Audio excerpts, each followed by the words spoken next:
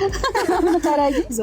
Menga qara, qachon qarzing berasan? Ber pulimni. 100 mingmida qarzim? Ha. Ma, 100 mingni ushlab turgin, keyin 100 ming beraman, xo'p? Voy, qachon?